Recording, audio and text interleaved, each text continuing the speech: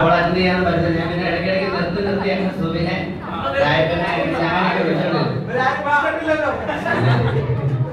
പിന്നെ പറയുവാണെങ്കിൽ 4 കൊല്ലം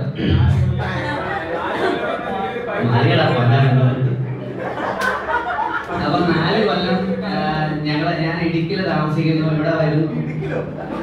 പിന്നെ ഞാൻ ആദ്യമൊക്കെ വിചാരിച്ചത് പിന്നെ ഇവിടെ വന്ന ഇറങ്ങിയപ്പോഴത്തേക്ക് വെറും കൂതറ നാടായിരിക്കും. ഞാൻ ഇവന്മാരോട് കൊല്ലത്തുള്ള നമ്മുടെ നല്ല പരിചയമുള്ള കുറെ ഫ്രണ്ട്സ് അടുത്ത് നിങ്ങൾക്ക് അറിയാലോ, നമ്മളോടെല്ലാം ഞാൻ കൊല്ലംകാരെ ഒത്തിരി കുറ്റം പറയുന്നു. പക്ഷെ ആക്ച്വലി നമ്മള് അങ്ങനെ നമ്മൾ ഒരുമിച്ച് നിൽക്കുമ്പോ എന്തെങ്കിലും പറയണ്ടേന്ന് ഓർത്ത് ഇങ്ങനെ കുറ്റമൊക്കെ പറയുന്ന, അല്ലാതെ ആക്ച്വലി ഇവിടുത്തെ ആളുകൾ കുറെ നല്ല ആളുകളുണ്ട്. പിന്നെ കുറച്ച് വേറെ ആൾക്കാരുണ്ട്, അത് ഉള്ളതാണ്, അതെല്ലാ നാട്ടിലും ഉണ്ടാവും. പിന്നെ അതുപോലെ തന്നെ കുറേയേറെ പ്രശ്നങ്ങളും കാര്യങ്ങളും ഒക്കെ ക്ലാസ്സിൽ ഉണ്ടാകുമ്പോൾ അതെല്ലാം മാറ്റണം. ഒരു പ്രശ്നം ഉണ്ടാവില്ല, നല്ല നിലയിലുള്ള ഒരു ക്ലാസ് പെർഫെക്റ്റ് ആയിട്ടുള്ള സാറുമാർ പറഞ്ഞു. ഇപ്പൊ എനിക്ക് തോന്നുന്നില്ല നമ്മുടെ സാറുമാരെ പലരും ടൈമിൽ പറയും നിങ്ങളായിരുന്നു നല്ല കുട്ടികൾ, നിങ്ങളായിരുന്നു നല്ല കുട്ടികൾ.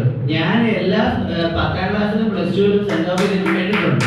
പക്ഷെ എനിക്ക് തോന്നുന്നില്ല ഇവർ ഈ പറഞ്ഞത് നിങ്ങളാണ് നല്ല കുട്ടികളെന്ന് ചുമ്മാ ഒരു ഇതിന് പറഞ്ഞാൽ തോന്നുന്നില്ല. കാരണം നമ്മുടെ സാറുമാര് ഫ്രണ്ട്സ് എന്നായിപ്പോ എനിക്ക് പറയുമ്പോൾ തന്നെ, കാരണം മെസ്സേജ് അയക്കുമ്പോൾ സാറ് നാളെ ക്ലാസ് ഉണ്ട്, sir Shafeeq sir Alavi sir അല്ലെ അനു സാർ കുറെ പേര് മെസ്സേജ് ഓഫർ ഉള്ള സാറുമാർ, അമീർ സാർ വരെ അയക്കുമായിരുന്നു.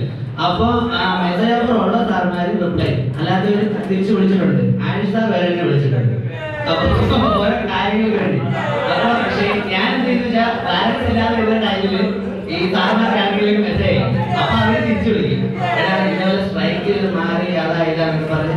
അതുപോലെ തന്നെ ഞാൻ കേട്ടിട്ടുള്ളത് വെച്ചിട്ട് ഇപ്പൊ പറഞ്ഞിട്ടേ പോകുള്ളൂ.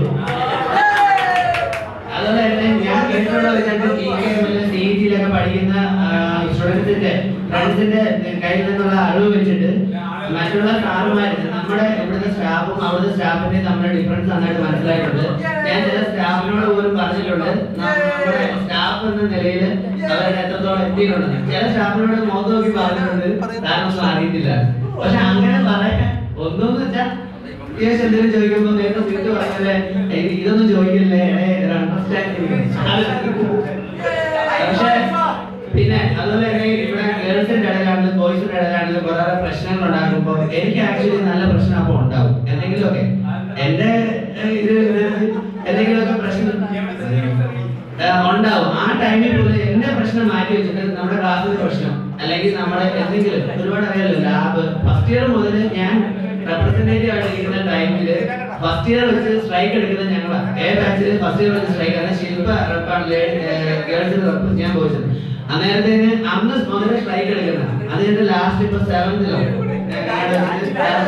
അപ്പോഴെല്ലാ സാറുമാർക്ക് സപ്പോർട്ട് ഉണ്ടായിരുന്നുള്ള ഈ പറയുന്ന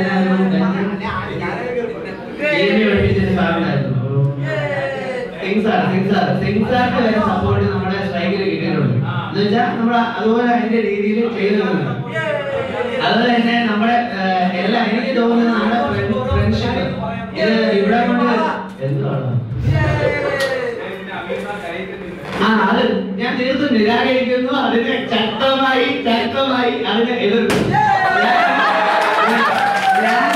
ഞാൻ കരുതിയിട്ടുണ്ട് ഉള്ള കാര്യം, ഞാൻ കരുതിയിട്ടുണ്ട്. പക്ഷെ മസീദല്ല, അത് വേൽമുരുകൻ സാർ ഉള്ളപ്പം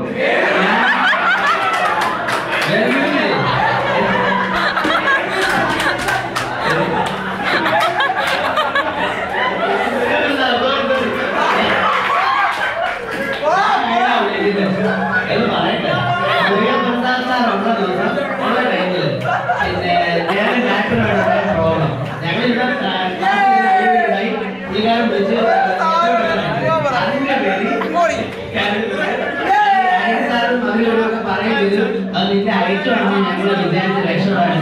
അത് ഐറ്റമൊന്നും അല്ല, അങ്ങനെ ആയിപ്പോയി. ആ ഐറ്റത്തിൽ രക്ഷപ്പെട്ടു.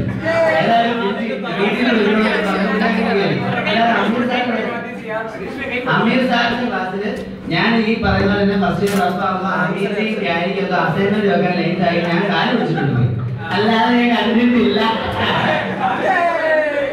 അത് എനിക്ക് വേണ്ടിയല്ല, അവന്മാർക്ക് വേണ്ടി.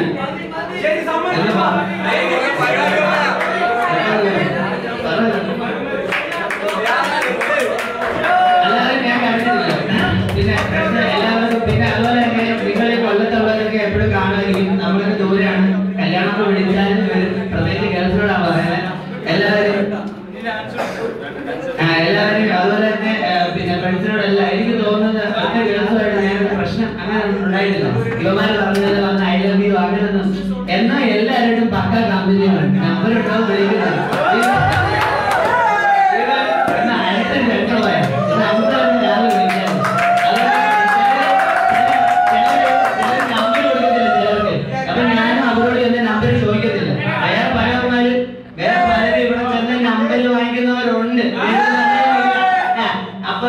ഞാൻ നമ്പറൊന്നും അങ്ങനെ വാങ്ങിയില്ല.